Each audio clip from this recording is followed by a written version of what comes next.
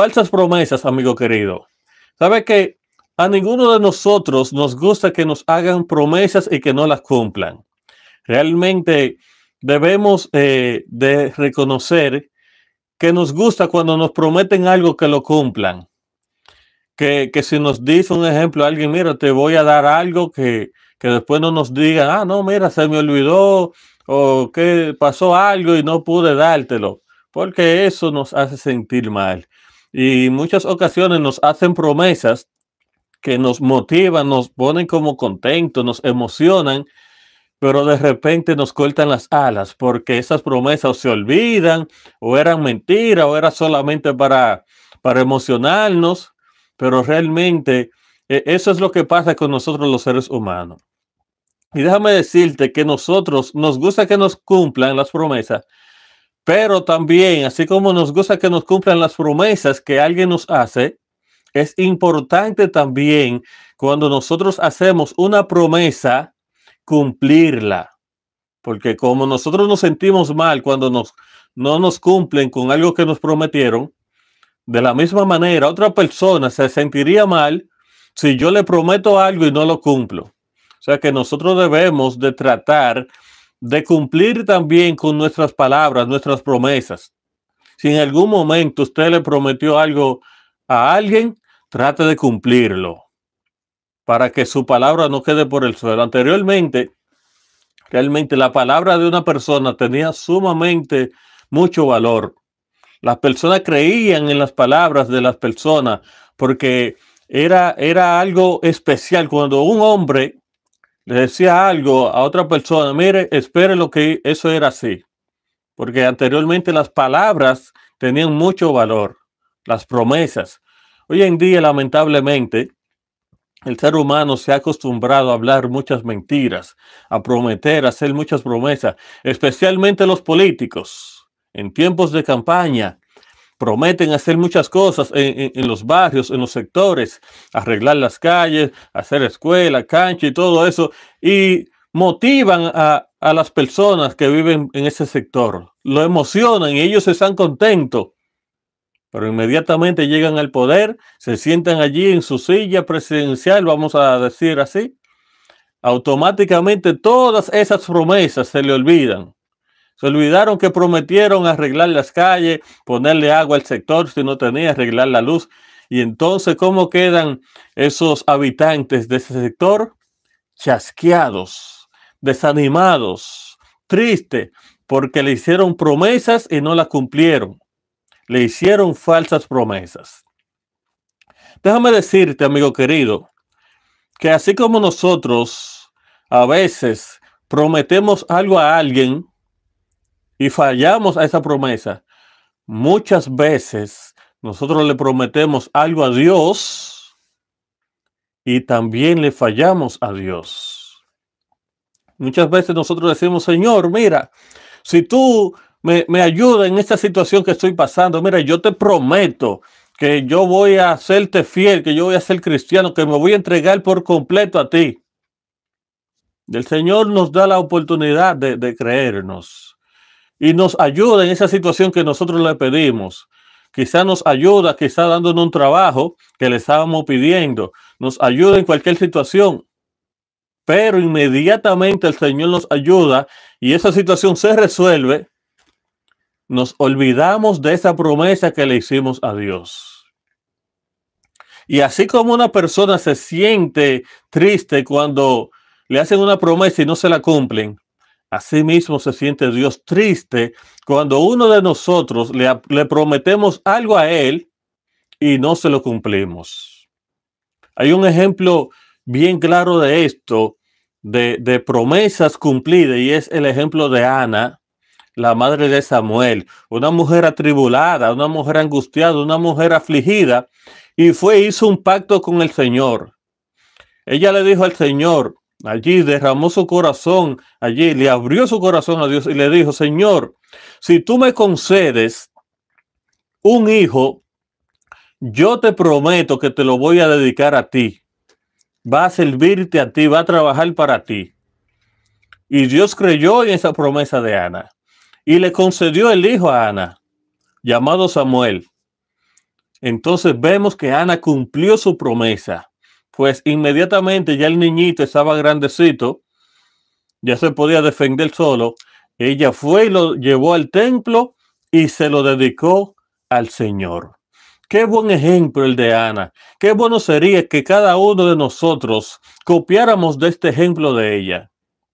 Que al prometerle algo a alguien, puede ser a una persona, a un vecino, un hermano de la iglesia, un familiar, se lo cumplamos, que le hagamos creer en nosotros, que se sientan complacidos con nuestras palabras, con nuestras promesas cumplidas.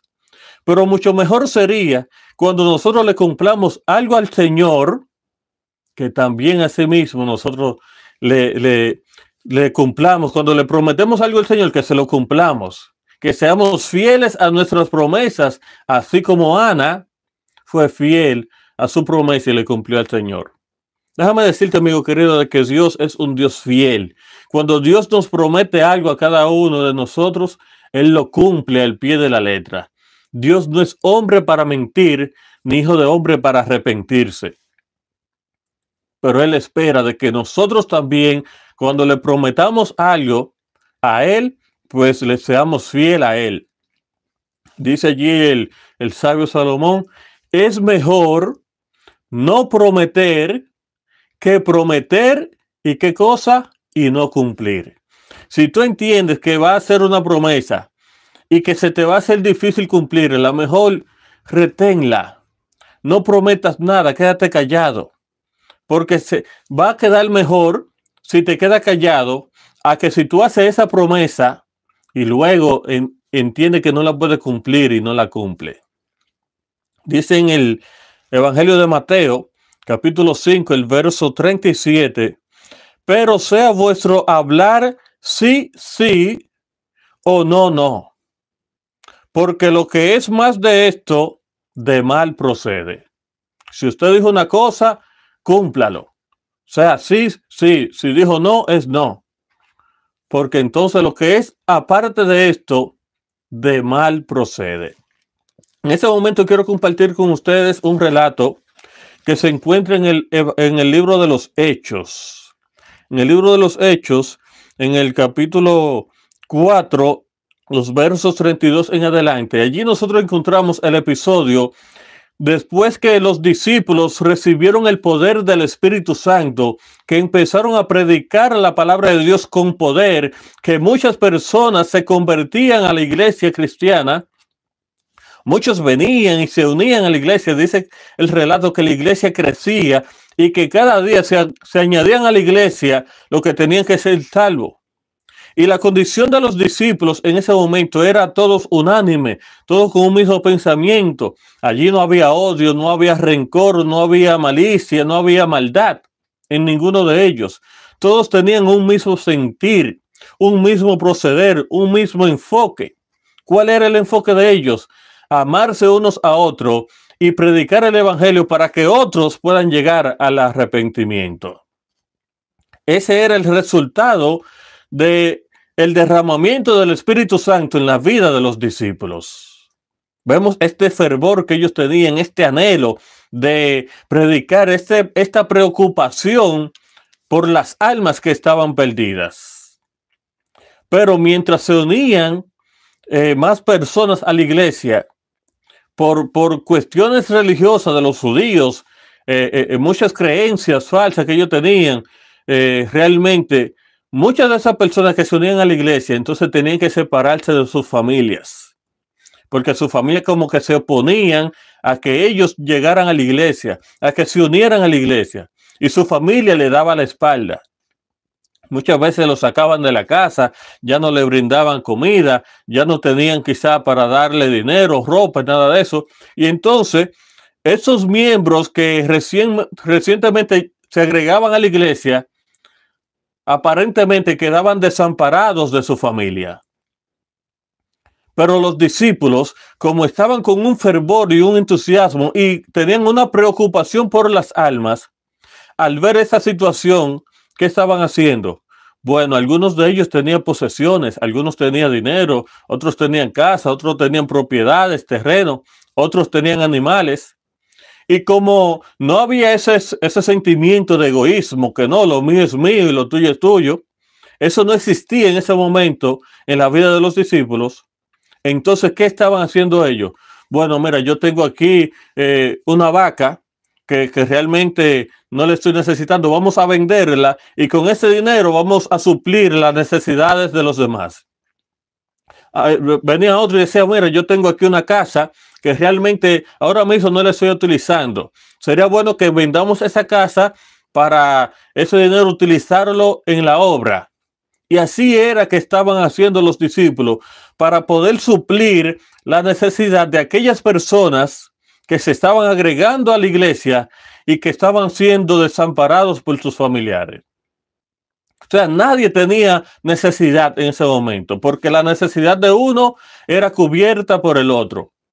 Había ese compañerismo, había ese fervor entre los discípulos, había esa unidad. Y era algo maravilloso ver cómo el Espíritu de Dios estaba obrando en la vida de los discípulos y en la vida de los nuevos creyentes. Qué privilegio es esto. Qué bueno sería, hermano querido, que hoy en día nosotros estuviésemos viviendo de esta manera. Que uno por el otro se preocupara. Que si yo tengo algo que un hermano mío lo necesita, pues yo se lo pongo a su disposición. Que si yo tengo algo que sirve para bendecir a los demás, que yo no me aferre a esto, sino que lo utilice para el crecimiento de la obra de Dios. Qué privilegio sería yo colaborar con la obra de Dios. Yo ser un instrumento para el crecimiento de la obra de Dios, así como lo eran los discípulos en ese entonces. Es algo, un privilegio, hermano querido, amigo que me escucha. Nosotros participar de la salvación de los demás. Nosotros participar de la obra de Dios. Que nosotros podamos decir, como dijo Jesús una ocasión cuando fueron sus familiares a buscarlo. Y los discípulos le dijeron, mira, te buscan tus padres y tu madre. Y cuando le preguntaron, lo estaban llamando, le dijeron, ¿no sabe que en los negocios de mi padre me conviene estar? Qué privilegio sería que nosotros podamos decir esas mismas palabras. ¿No sabe que me interesa estar involucrado en los negocios de mi padre? Estar atento a las personas que me necesitan, ser un ente de bendición para otros. Esto es algo maravilloso, amigo querido. Es un privilegio. Y esto era lo que se estaba viviendo en ese entonces con los discípulos. Pero si nosotros pasamos al capítulo 5 del libro de los Hechos, vamos allí a encontrar a una pareja de esposo que era parte de los discípulos, que tenían el entusiasmo, que se dieron cuenta de esa labor que el Espíritu Santo estaba haciendo en sus vidas, y ellos dijeron, nosotros no nos podemos quedar atrás. Nosotros vemos a los demás discípulos que están ofreciendo sus bienes, sus casas, sus animales, sus posesiones para el crecimiento de la obra. Nosotros no podemos quedarnos atrás. Y estoy hablando de Ananías y Zafira, allí en el capítulo 5 de los Hechos. Así que ellos se sintieron también motivados en participar de esta obra maravillosa que se estaba realizando. Y ellos en conjunto, entre ellos dos como pareja, tomaron la decisión de ser partícipes también de que la obra de Dios a través de ellos siga creciendo. Ellos dijeron, mira, nosotros tenemos una propiedad. ¿Qué te parece, mi amor, si nosotros la vendemos y la entregamos aquí a la iglesia para que podamos todos subsistir de esta propiedad, ser partícipes de esta bendición? Y entre ellos dos analizaron esto y quedaron de acuerdo en hacerlo.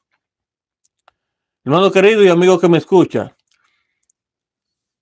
qué privilegio es, qué bendición es tu poder trabajar con tu pareja en la obra del Señor.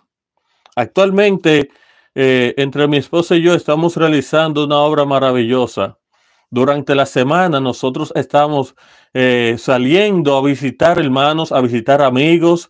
Estamos dando estudios bíblicos juntos. Salimos de trabajar y por ahí mismo salimos preparados para predicar, para visitar a personas, para ayudar a alguien que realmente nos necesite y colaborar en la obra del Señor. Y nosotros nos sentimos contentos. Yo de manera personal me siento bendecido por este ministerio que mi esposa y yo estamos realizando. Y es algo impresionante.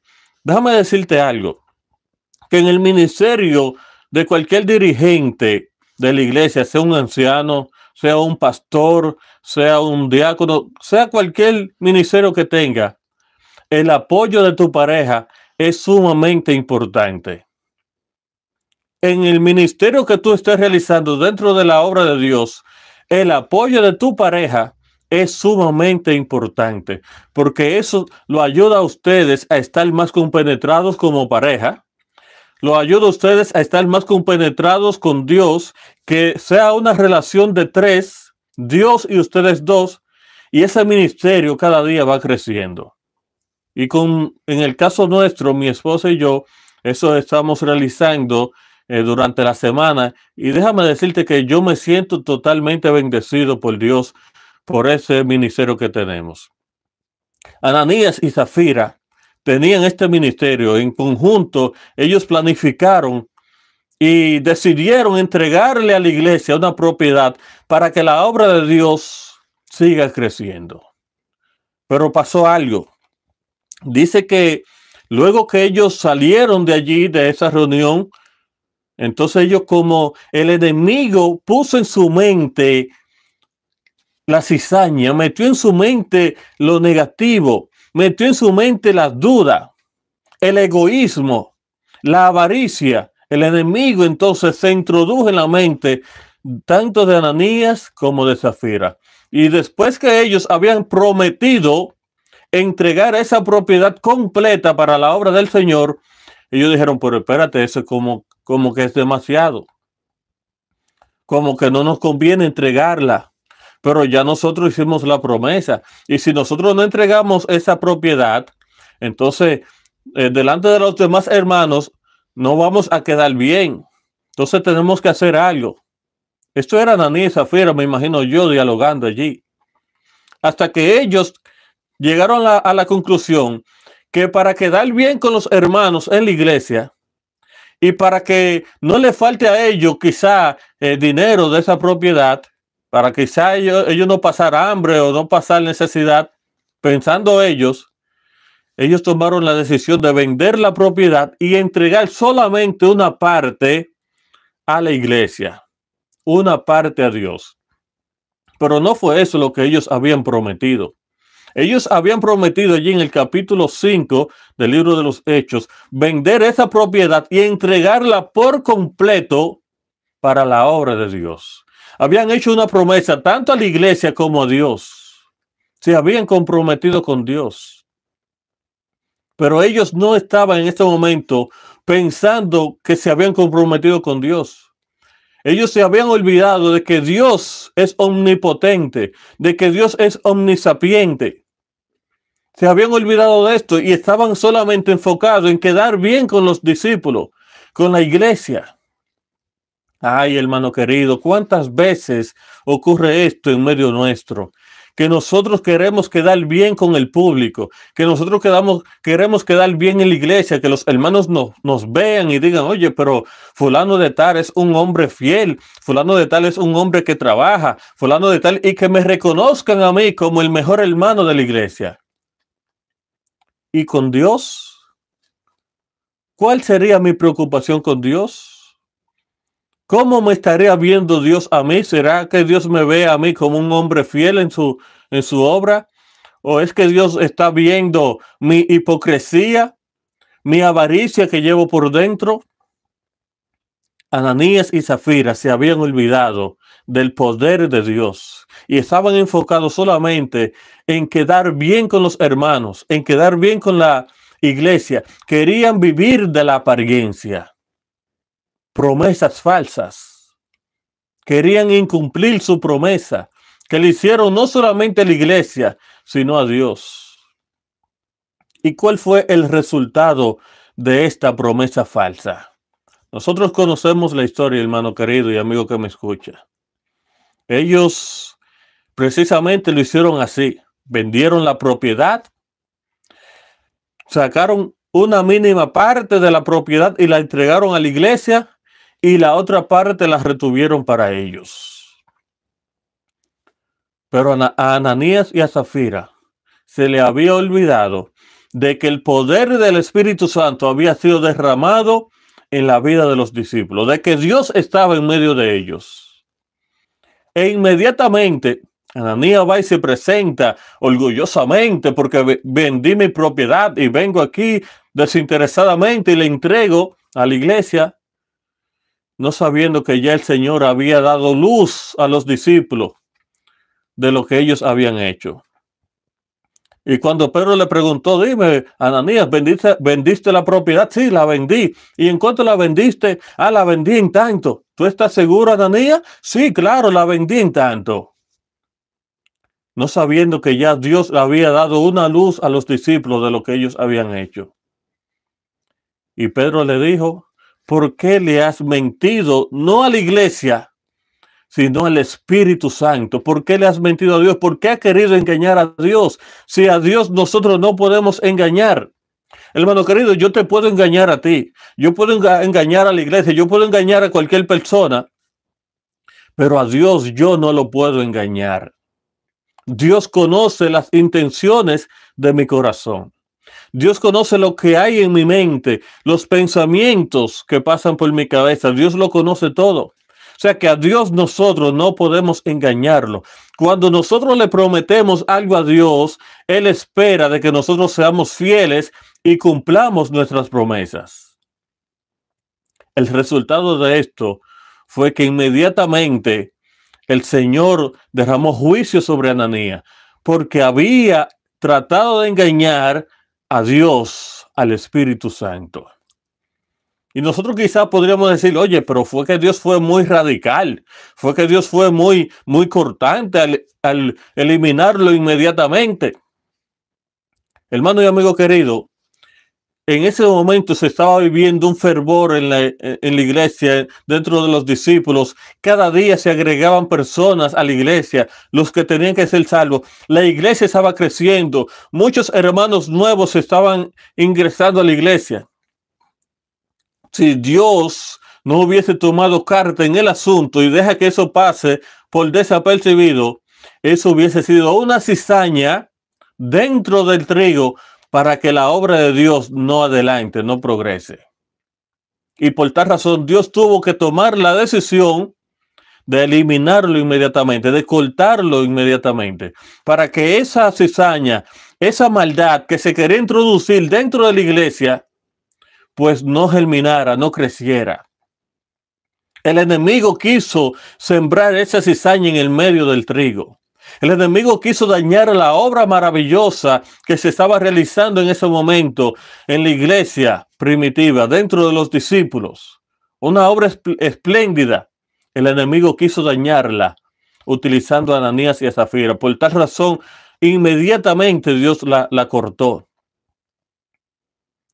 Cuando viene más adelante Zafira, su esposa, y se presenta allí delante de los discípulos en la iglesia, Pedro, dándole la oportunidad a ver si ella se había arrepentido o si no, le preguntó, ¿es cierto, Zafira, que ustedes vendieron la propiedad en tanto? Ella tuvo la oportunidad de arrepentirse en ese momento y no ser parte de esa decisión que tomaron ellos. Ella tuvo la oportunidad, pero lamentablemente no fue así, sino que le siguió los pasos a su esposo y trató de engañar al Espíritu Santo. Le mintió al Espíritu Santo.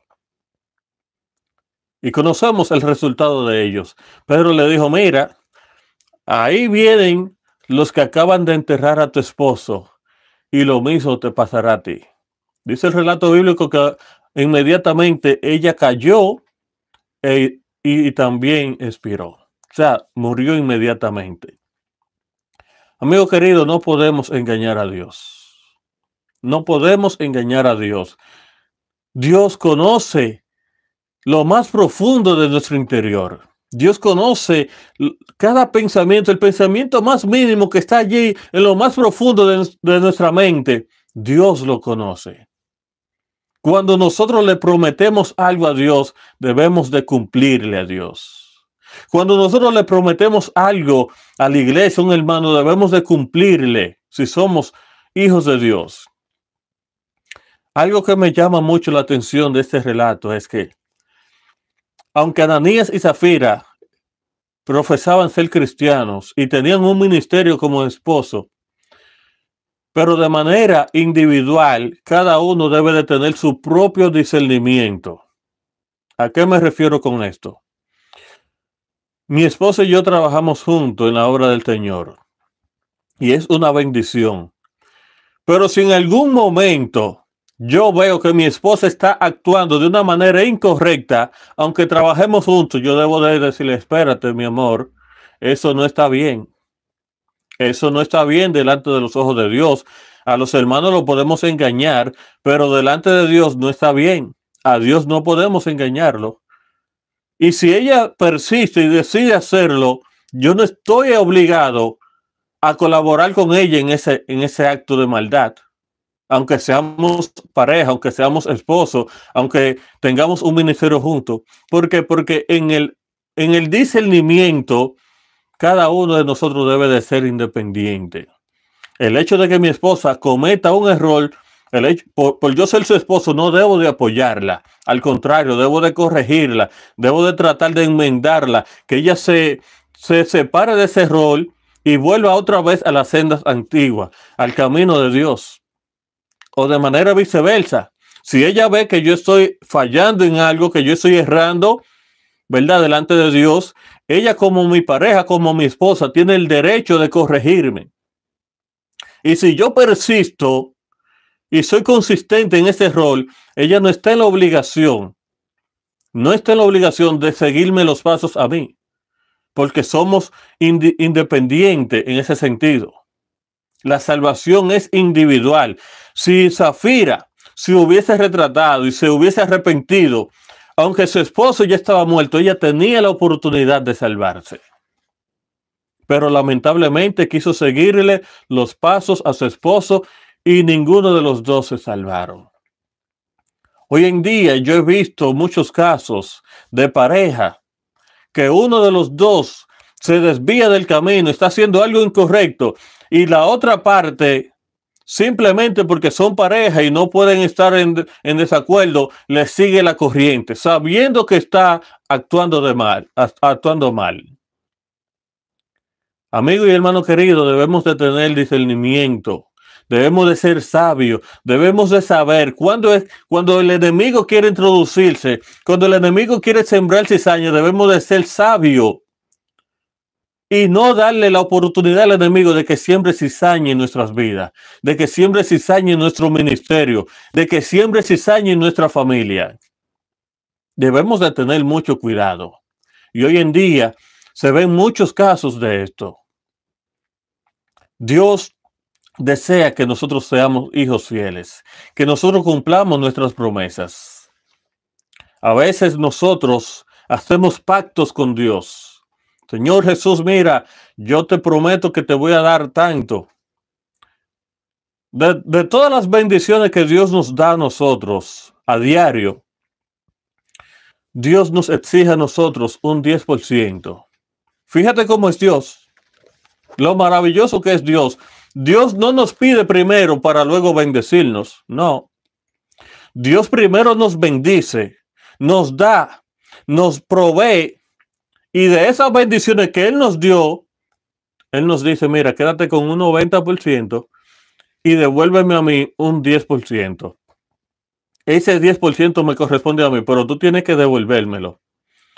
Y de las ofrendas, eso es algo voluntario por agradecimiento a las bendiciones que yo te he dado.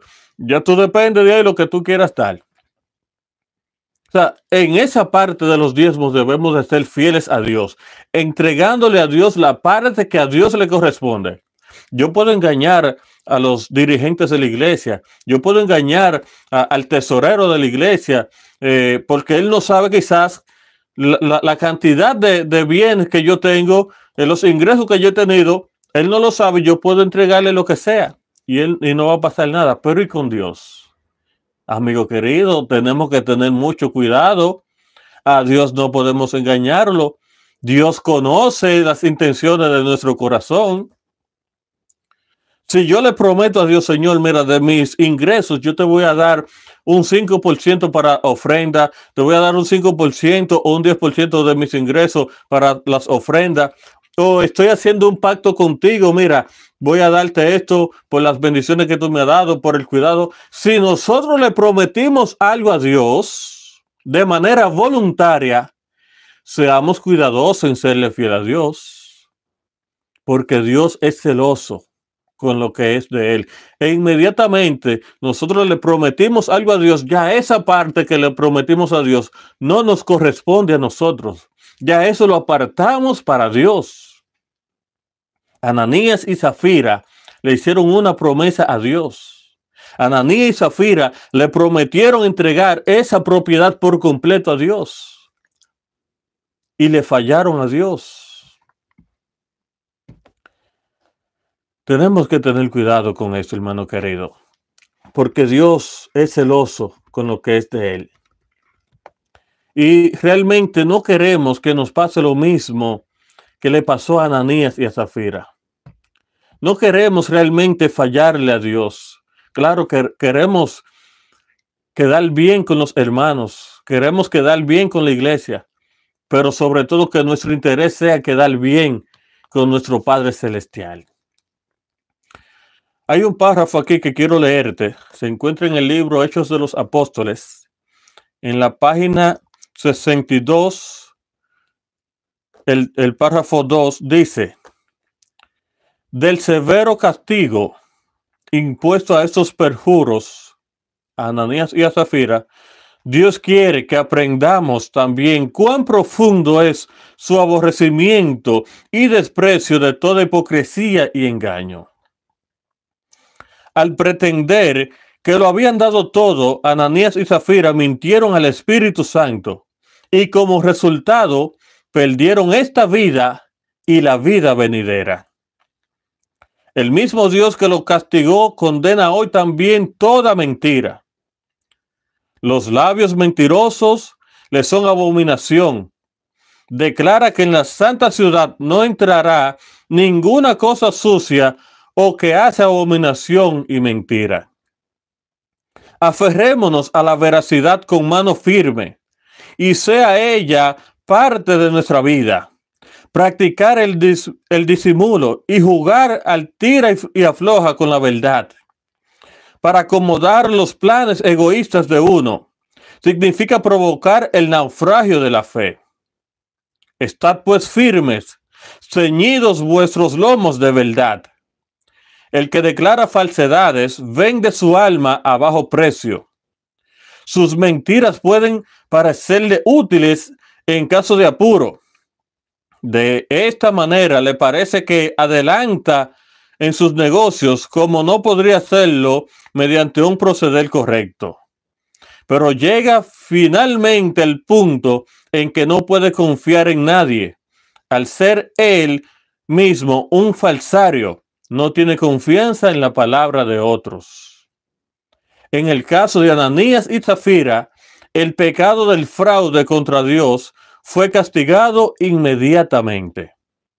El mismo pecado se repitió a menudo en la historia ulterior de la iglesia y muchos lo cometen en nuestros tiempos. Pero aunque no sea acompañado de una manifestación visible del desagrado de Dios, no es menos horrible en su vista ahora que en el tiempo de los apóstoles. La amonestación se ha dado. Dios ha manifestado claramente aborrecimiento por este pecado y todos los que se entregan a la hipocresía y a la codicia pueden estar seguros de que están destruyendo sus propias almas. Amigo querido, Dios desea que nosotros seamos fieles. Dios desea bendecirnos grandemente. Dios nos ha prometido un sinnúmero de promesas y Dios es fiel cumpliendo sus promesas para cada uno de nosotros. Pero Dios espera también que nosotros seamos fieles con Él. que nosotros cumplamos nuestras palabras, nuestras promesas, que no hagamos promesas falsas, que pongamos en práctica lo que dice el sabio Salomón, que es mejor no prometer que prometer y no cumplir. Dios desea darnos bendiciones hasta que sobreabunde, pero Él espera de nosotros fidelidad. Él espera de nosotros veracidad, que nuestras palabras sean sí, sí o no, no. Que nosotros reflejemos aún en nuestras palabras, aún en nuestra forma de actuar, de que somos verdaderamente cristianos.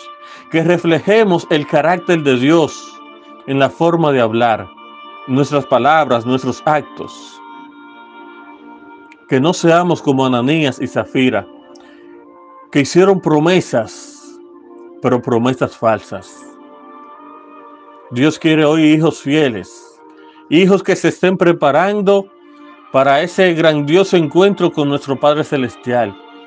Dios quiere hijos que no le tengan amor a la codicia, a los bienes materiales, que no se aferren a los bienes de este mundo que son pasajeros.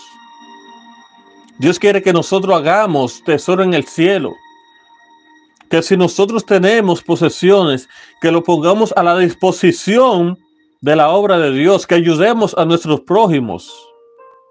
Pero Dios quiere que si le prometemos algo, que se lo cumplamos, que no le hagamos promesas falsas.